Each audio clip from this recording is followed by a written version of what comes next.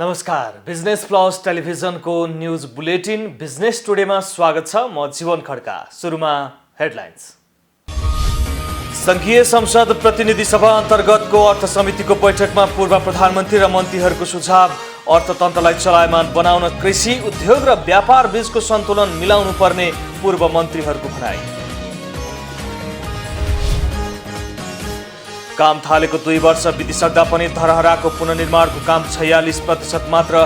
समयसीमाभित्र काम गर्न नसक्नु रमन कन्स्ट्रक्सनको कमजोरी।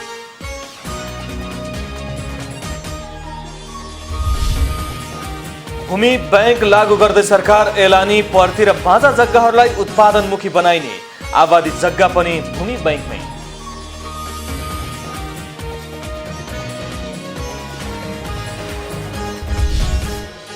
आइपिओ निष्कासनको साइट जुराउँदै 18 कम्पनी। धितोपत्र बोर्डमा हालसम्मकै सबैभन्दा ठूलो आइपिओको निवेदन।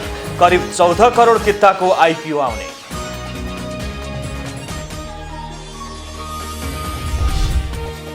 र सन् 2021लाई आन्तरिक पर्यटन भ्रमण वर्षका रूपमा मनाउन तयारी गर्नुपर्ने संस्कृति, पर्यटन तथा नागरिक उड्डयन मन्त्री योगेश भट्टराईको भनाई। स्वास्थ्यका मापदण्ड पूरा गरेर पर्यटन बजारलाई चलायमान बनाउन व्यवसायीहरूलाई आग्रह।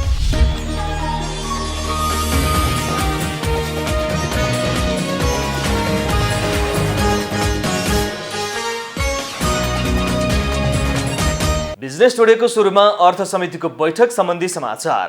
पूर्व प्रधानमन्त्री डाक्टर बाबुराम भट्टराईले अर्थतन्त्रलाई चलायमान बनाउन कृषि, उद्योग र व्यापार बीचको सन्तुलन मिलाउनु पर्ने बताउनु भएको छ।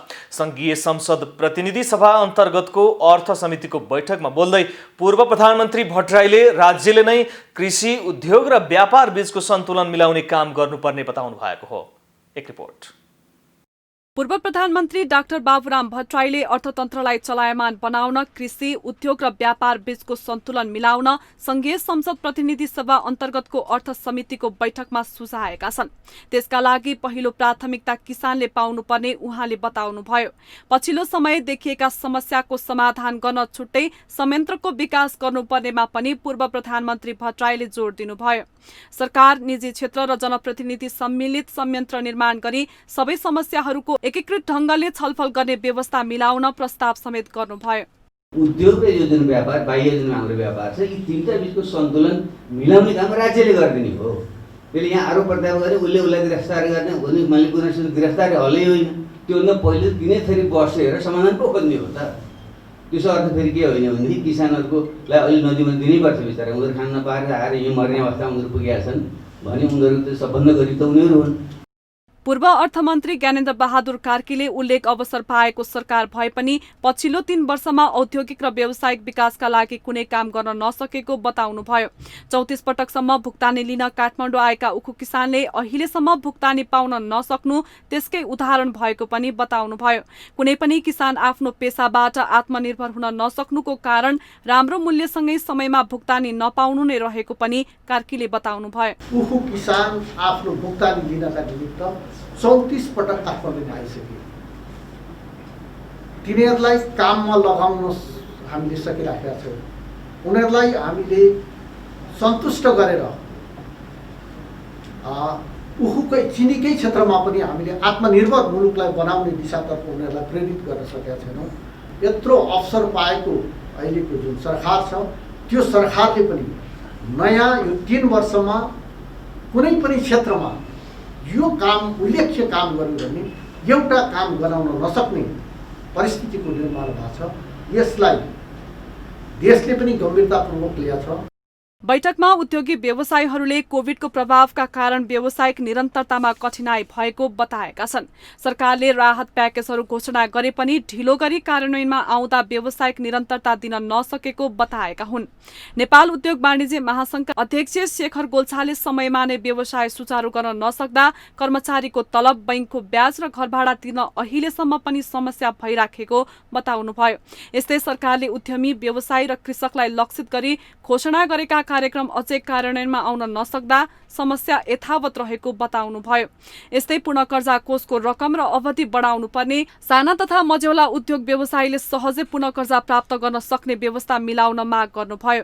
कृषिलाई उद्योगसँग जोड्ने, बिचौलियालाई हटाउने र साना उद्योग व्यवसायको व्यावसायिक निरन्तरता कर्जा उपलब्ध गराउने र नयाँ व्यवसायलाई प्राथमिकतामा जोड दिएमा 10% को आर्थिक वृद्धि दर हासिल गर्न सम्भव भएको पनि अध्यक्ष गोल्छाले बताउनुभयो। सरकारले उद्यमी व्यवसाय एवं कृषकलाई लक्षित गरी घोषणा गरेको धेरै कार्यक्रमहरू अझै कार्यान्वयन हुन सकेको छैन। मौद्रिक नीतिमा व्यवसाय निरन्तरताको लागि भनिएको कर्जाको कार्यविधि 4 महिनापछि बल्ल आएको छ। मौद्रिक नीति मार्फत पुनर्कर्जा कोषको रकम बढाएर 1 खर्ब पुर्याइएको छ भने 50 अर्ब बराबरको छुट्टै कोष पनि अहिले सरकारले स्थापना गरेको छ। पुनर्कर्जा कोषलाई 2 खर्ब पुर्याउन आवश्यक छ। यसलाई कर्जा अवधि 3 वर्षसम्म पुर्याउनुपर्छ, अहिले 1 वर्षसम्म मात्रै छ। यसलाई चाहिँ किनभने यो एकदमै डिप प्रब्लम भएकोले यसलाई चाहिँ 3 वर्षसम्म पुर्याउनुपर्छ। सबैभन्दा महत्त्वपूर्ण विषय साना र मझौला उद्यमीले यो रकम सजिलै पाउन सक्नु नै हो। महासंघका वस्तुगत उपाध्यक्ष अञ्जन श्रेष्ठले ऐन नियम बनाउने, नियमन गर्ने र कार्यान्वयन गर्ने निकायले फरक सोच हुँदा व्यावसायिक वातावरणमा असर परेको बताउनुभयो। व्यावसायिक नीतिगत स्पष्टता र निरन्तरता भए मात्रै निजी क्षेत्र प्रोत्साहित हुने पनि उपाध्यक्ष श्रेष्ठले बताउनुभयो। एउटा ऐन नियमले एउटा चिज दिएको हुन्छ, अर्को नियमले काटेको हुन्छ। म चाहिँ नि पूर्व प्रधानमन्त्री डाक्टर बाबुराम भट्टराईज्यू चाहिँ प्रधानमन्त्री हुनुहुँदाखेरि कि अर्थमन्त्री हुँदाखेरि उहाँले चाहिँ एउटा चाहिँ धुलो दुध कारखानालाई चाहिँ 5 वर्षसम्म चाहिँ 10% को ब्याज चाहिँ छुट दिने भन्ने किसिममा चाहिँ व्यवस्था भयो। राज्यले घोषणा गरेको बजेटमा घोषणा भयो। तर त्यो घोषणा के भयो भने नि त्यो पछि अर्को बजेटमा आउँदाखेरि त्यो कार्यान्वयन नै भएन। उद्योगी व्यवसायीहरूले कोभिड पछि कतिपय उद्योग व्यवसाय बन्द भइसकेको र कतिपय बन्द हुने अवस्थामा पुगेकाले सरकारले छिटोभन्दा छिटो राहत दिनुपर्ने बताएका छन्। सरकारले घोषणा गरेका प्याकेजको ढिलो कार्यान्वयन हुँदा उद्योगी व्यवसाय पलायन हुने अवस्थामा पुगेको बताएका छन्। नेपालमा विनाशकारी भूकम्प गएको 5 वर्ष बितिसकेको छ। 2072 सालको भूकम्पमा परि ढलेको ऐतिहासिक सम्पदा धरहराको पुनर्निर्माणको काम भने 5 वर्ष बितिसक्दा समेत अझै सुस्त गतिमा रहेको छ। राष्ट्रिय पुनर्निर्माण प्राधिकरणले 2 वर्षमा निर्माण कार्य पूरा गर्ने भन्दै 2075 सालमा रमन कन्स्ट्रक्सनसँग सम्झौता गरेको थियो। तर निर्माण कार्य सुरु भएको 2 वर्ष बितिसक्दा पनि धरहराको पुनर्निर्माणको काम 46% मात्र सम्पन्न भएको छ। एक रिपोर्ट। 2072 सालमा गएको विनाशकारी भूकम्पले धेरै ऐतिहासिक एवं पुरातात्विक महत्त्व बोकेका सम्पदाहरूमा क्षतिग्रस्त भएको थियो। ती मध्ये धरहरा पनि एक हो। भूकम्पले क्षति पुर्याएका केही सम्पदाहरू बनिसके पनि केही सम्पदाहरू भने अझै पनि निर्माणका चरणमै देखिन्छन्। समयका हिसाबले हेर्ने हो भने 5 वर्ष पर्याप्त समय हो। क्षति भएका मध्ये रानीपोखरी लगायतका अन्य केही संरचनाहरूको निर्माण कार्य ढिलै भए पनि पूरा भएको छ। राष्ट्रिय पुनर्निर्माण प्राधिकरणले 2077 असोज 20 सम्ममा धरहरा निर्माणको काम पूरा गर्ने गरी रमन कन्स्ट्रक्सनसँग 2075 सालमा सम्झौता गरेको थियो। तर सम्झौता अवधि सकिँदासम्म पुनर्निर्माणको काम जम्मा 46% मात्र सम्पन्न भएको देखिन्छ।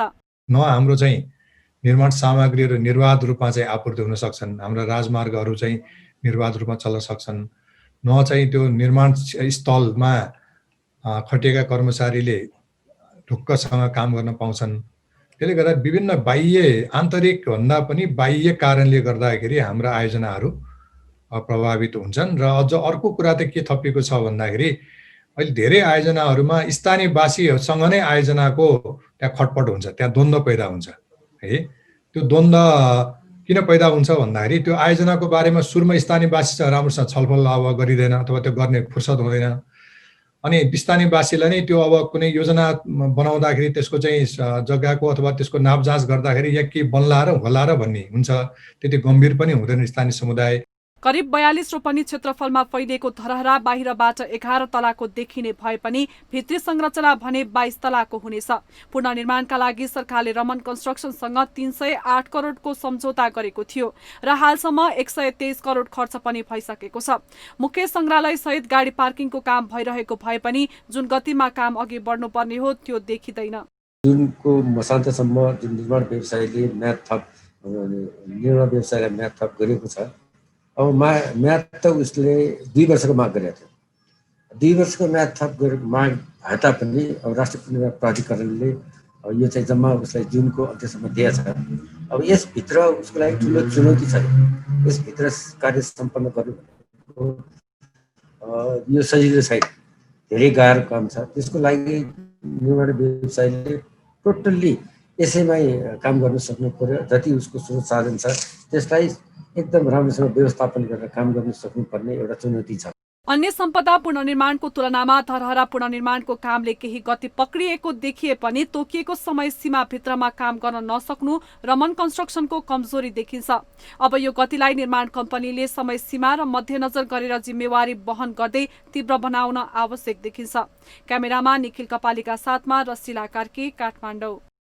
सरकारले चालु आर्थिक वर्षको बजेट कार्यक्रम मार्फत घोषणा गरेको भूमि बैंक सम्बन्धी अवधारणालाई कार्यान्वयनमा ल्याउने भएको छ। सरकारले देशभरिका बाँझा, ऐलानी र पर्ती जग्गालाई उत्पादनमुखी बनाउन भूमि बैंक मार्फत उपयोग गर्ने गरी कार्यक्रम ल्याउने भएको हो। भूमि व्यवस्थापनको नयाँ अभ्यास अनुरूप आउन लागेको यो अवधारणा सम्बन्धी कार्यविधि तयार भइसकेको भूमि व्यवस्था तथा सहकारी मन्त्रालयले जनाएको छ। मन्त्रालयले तयार गरेको कार्यविधि मन्त्री परिषदबाट पारित भएपछि भूमि बैंक कार्यान्वयनमा आउने भएको छ। देशभरका स्थानीय तहभित्र बाँझो र खाली जग्गा नराख्ने उद्देश्यका साथ भूमि बैंकको व्यवस्था गर्न लागि भूमि व्यवस्था, सहकारी तथा गरिबी निवारण मन्त्रालयले जनाएको छ। मन्त्रालयले तयार गरेको कार्यविधि अनुसार 3वटै तहका सरकारको सहलगानीमा चालु आर्थिक वर्षभित्र 300 स्थानीय तहमा भूमि बैंक इकाइ स्थापना गरिने भएको छ। बाँझो जमिन धेरै भएका स्थानीय तहबाट काम थालेर अन्यत्र विस्तार गरिने मन्त्रालयका अधिकारी बताउँछन्। भूमि बैंकमा सेयर लगानी गर्न 50 करोड व्यवस्था गरिने भएको छ। मन्त्रालयले भूमि बैंक स्थापना र सञ्चालन गर्न इच्छुक स्थानीय तहलाई प्रस्ताव पठाउन आग्रह गरिसकेको छ। वर्तमान अवस्थामा स्थानीय तहभित्र व्यक्तिगत, सरकारी, ऐलानी, पर्ती, नदी उकास, आबादी लगायत जग्गा पर्याप्त मात्रामा उपयोगविहीन, आंशिक उपयोग वा बाँझो अवस्थामा छ। उपयोगमा नरहेको जग्गा न्यून आय भएका गरिब, किसान तथा सीमान्तकृत परिवारलाई निश्चित शर्त र सुविधासहित उपयोग गर्न दिने, त्यस्ता परिवारको आय आर्जन तथा जीवनस्तर गुणात्मक सुधार गर्ने उद्देश्यका साथ यो अवधारणा लागू गर्न लागि हो। बिजनेस टुडेमा पालो भएको छ ब्रेकको।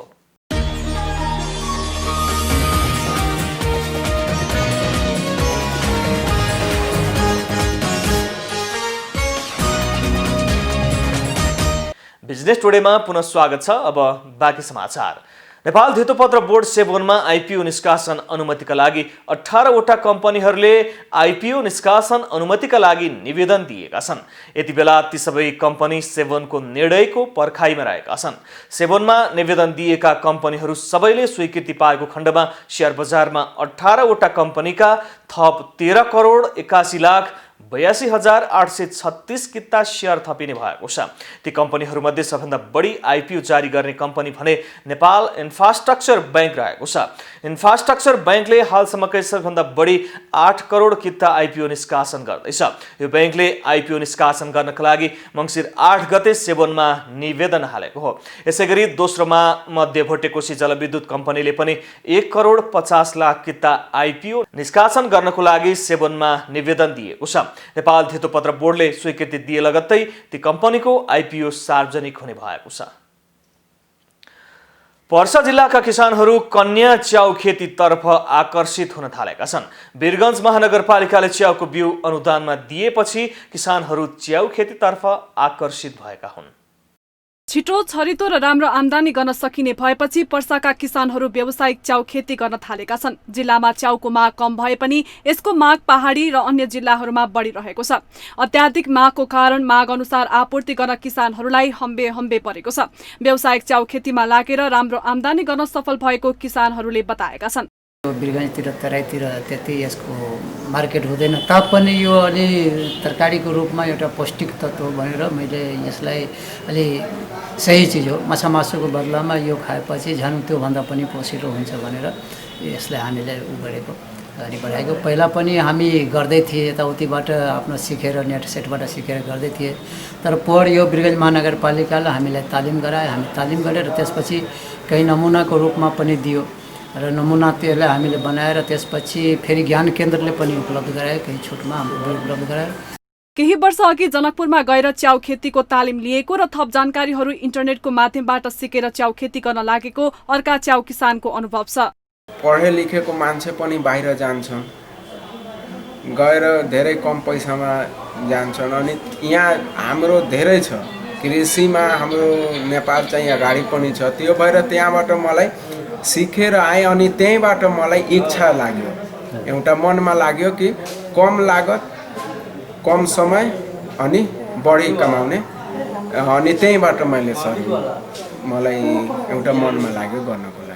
गत वर्ष वीरगञ्ज महानगरपालिकाले किसानहरूलाई च्याउ खेती सम्बन्धी तालिम दिएको थियो। यस वर्ष पनि च्याउ खेतीका लागि वीरगञ्ज महानगरपालिकाले 2 लाख रुपैयाँ छुट्याएको छ।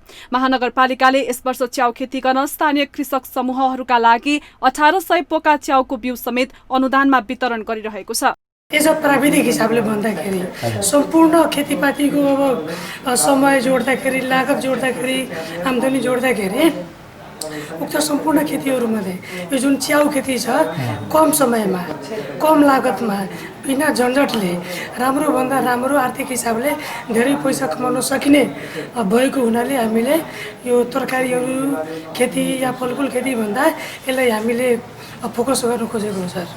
किसानका लागि छुट्याइएको रकम सही ढङ्गले खर्च गर्ने हो भने तरकारी आयातमा कमी आउनुको साथै कृषिमा आत्मनिर्भर बन्न सहयोग पुग्नेछ। पर्सा सहकर्मी नितेश कर्ण क्यामेरामा ग्यासुमिया देवानको सहयोगमा जिल्ला ब्युरोको रिपोर्ट। बिजनेस टुडेमा पालो भएको छ ब्रेकको।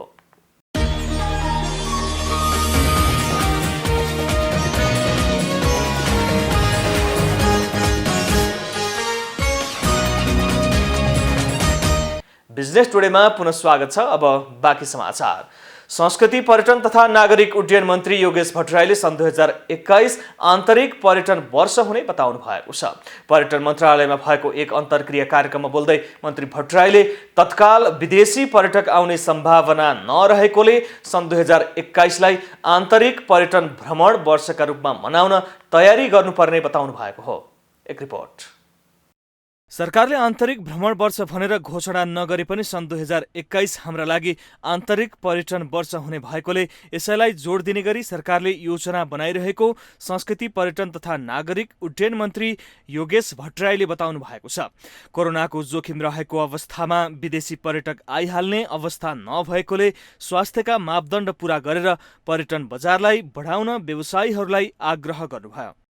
हाम्रो हिमालहरू खोलेका छौँ, हाम्रो ट्रेकिङहरू खोलेका छौँ, हाम्रो चाहिँ अरू टुरिज्म एक्टिभिटिजहरू चाहिँ खोलेका छौँ। तर खोले पनि अहिले नै हिजोको जस्तो एकदमै म्यासिभली पर्यटकहरू आउँछन् त भन्ने हो भने अहिले त्यो बेला भएको छैन। त्यसैले मैले के भनेको भने हामी यो समयमा बढीभन्दा बढी आन्तरिक पर्यटनलाई बुस्ट गर्ने कुरामा जोड गरौँ। एक अर्को प्रसङ्गमा मन्त्री भट्टराईले अहिले चर्चामा रहेको 2 दिन सार्वजनिक बिदा दिने अवधारणा सही रहेको दावी गर्नुभएको छ। यसभन्दा अघि लागू भई असफल भएको चर्चा समय परिस्थिति अनुसार अहिले सही नहुने भन्दै लागू गर्न सकिने बताउनुभयो। कर्मचारी लगायत सबैमा 2 दिनको बिदाले पुनर्तार्जगी बनाउने र आन्तरिक पर्यटन समेतलाई टेवा दिन सक्ने भएकोले सरकारले अगाडि सारेको 2 दिन सार्वजनिक बिदा दिने निर्णय सही हुन सक्ने पनि मन्त्री भट्टराईले बताउनुभयो। बिदाको कन्सेप्ट पनि एउटा छलफलमा ल्याएको हो, निर्णय भएको छैन। कतिपय मिडियामा निर्णय भए जस्तो ढङ्गले आएको छ। यो निर्णय होइन, यो छलफल हो। छलफल गरौँ न, ठिक छ होइन। हिजो कुनै बेला असफल भयो होला, तर त्यही समय परिस्थिति बदलिँदै जाँदा सफल पनि हुन्छ। त्यति बेला यो मानौँ न त परिस्थिति म्याच्योर भइसकेको होइन छ नि त 2 दिन बिदाको। कार्यक्रममा पर्यटन बोर्डका प्रमुख कार्यकारी doctor Dhananjay Regmi, hotel association नेपालकी अध्यक्ष सृजना राणा र मन्त्रालयका अधिकृत रचना प्रधानले कोभिडले नेपाली पर्यटन र पर्यटन अर्थव्यवस्थामा पारेको प्रभावबारे कार्यपत्र प्रस्तुत गर्नुभएको थियो। निर्धन उत्थान लघुवित्त वित्तीय संस्थाको गएको 3 त्रैमासको खुद मुनाफामा क्रमशः कमी आएको छ। पहिलोमा 229, चौथोमा 62 र तेस्रो त्रैमासमा 10% का दरले खुद मुनाफामा गिरावट आएको हो। एक रिपोर्ट। चालू आर्थिक वर्षको पहिलो त्रैमासको तुलनामा गत वर्षको सोही अवधि र आर्थिक वर्ष 2075-76 को चौथो र तेस्रो त्रैमासको तुलनामा गत वर्षको सोही अवधिमा उक्त गिरावट आएको जनाएको छ। पहिलो त्रैमासमा खराब कर्जा करिब 11.5%ले बढेकाले खुद मुनाफामा कमी आएको हो। साथै चौथो त्रैमासमा 0.66 र तेस्रोमा 0.63%ले खराब कर्जामा आएको वृद्धिले खुद मुनाफामा कमी ल्याउन मद्दत गरेको बताइएको छ। निर्धनको पहिलो त्रैमासमा खुद मुनाफामा 27 करोड 92 हजार रुपैयाँले कमी आएको छ। त्यसैगरी चौथोमा 28 करोड 43 लाख र तेस्रो त्रैमासमा 47 करोड 32 लाख रुपैयाँमा खुद मुनाफा सीमित भएको हो। पहिलो त्रैमासमा लघु वित्तले 20 अर्ब 43 करोड रुपैयाँको ऋण लगानी गरेको छ भने निक्षेप सङ्कलन 14 अर्ब रुपैयाँको रहेको छ। निर्धनले निक्षेप सङ्कलन भन्दा ऋण लगानी 6 अर्ब 43 करोड रुपैयाँ बढी गरेको छ। यस अवधिमा लघु वित्तको खुद ब्याज आम्दानी 4% का दरले कमी आएर 43 करोड 82 लाख रुपैयाँमा सीमित भएको छ। त्यसैगरी चौथो त्रैमासमा निक्षेप सङ्कलन भन्दा ऋण लगानी 6 अर्ब 80 करोड रुपैयाँ बढी रहेको छ, जसमा लघु वित्तको ऋण लगानी 2.5%ले बढेर 20 अर्ब 15 करोड रुपैयाँ कायम भएको छ भने निक्षेप सङ्कलनमा पनि 20% को वृद्धि आएर 13 अर्ब 34 करोड रुपैयाँमा सीमित भएको हो। खुद ब्याजदर आम्दानी भने 1.5%ले बढेर 1 अर्ब 49 करोड रुपैयाँ कायम भएको छ। साथै तेस्रो त्रैमासमा निर्धन उत्थान लघु वित्तको निक्षेप सङ्कलन को तुलनामा ऋण लगानी 7 अर्ब 91 करोड रुपैयाँले बढी रहेको छ। यस अवधिमा निक्षेप सङ्कलन 12 अर्ब 82 करोड रहेको छ भने ऋण लगानी 20 अर्ब 73 करोड रुपैयाँमा सीमित भएको छ। लघु वित्तको खुद ब्याज आम्दानी 1.5%ले बढेर 1 अर्ब 17 करोड रुपैयाँ कायम भएको जनाइएको छ। दिक्तेल रूपाकोट मजुवागढी नगरपालिका आफ्नै नवनिर्मित प्रशासनिक भवनमा सरेको छ। जिल्ला प्रमुख व्यापारिक केन्द्र दिक्तेल बजार स्थित जिल्ला प्रशासन कार्यालय नजिकै निर्माण गरिएको सुविधा सम्पन्न प्रशासनिक भवनमा नगरपालिकाले बिहीबारदेखि दैनिक कामकाज सुरु गरेको हो। यसअघि नगरपालिकाले भाडाको भवनबाट आफ्नो कार्य सम्पादन गर्दै आएको थियो। नगरपालिकाको नयाँ भवन प्रतिनिधि सभा सदस्य विशाल भट्टराईले उद्घाटन गर्नुभएको हो। 1,88,61,000 रुपैयाँको लागतमा नगरपालिकाले आफ्नो भवन निर्माण गरेको हो। बुलेटिनको अन्त्यमा अहिलेसम्मका हेडलाइन्स। संघीय संसद प्रतिनिधि सभा अन्तर्गतको अर्थ समितिको बैठकमा पूर्व प्रधानमन्त्री र मन्त्रीहरूको सुझाव। अर्थतन्त्रलाई चलायमान बनाउन कृषि, उद्योग र व्यापार बीचको सन्तुलन मिलाउनु पर्ने पूर्व मन्त्रीहरूको भनाइ। काम थालेको 2 वर्ष बितिसक्दा पनि धरहराको पुनर्निर्माणको काम 46% मात्र। समयसीमाभित्र काम गर्न नसक्नु रमन कन्स्ट्रक्सनको कमजोरी।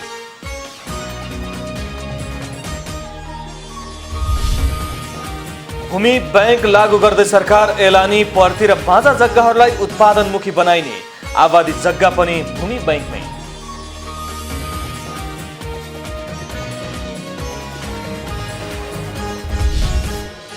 आइपिओ निष्कासनको साइट जुराउँदै 18 कम्पनी। धितोपत्र बोर्डमा हालसम्मकै सबैभन्दा ठूलो आइपिओ को निवेदन। करिब 14 करोड किताको आइपिओ आउने।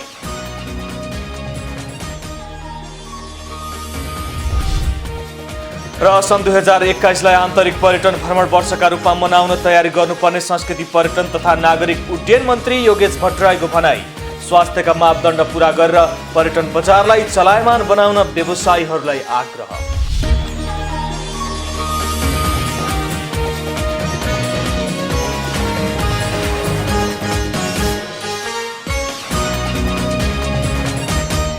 बिजनेस टुडे अहिलेलाई यति नै। हेर्दै रहनुहोला business plus television. Business plus, business fast. नमस्ते।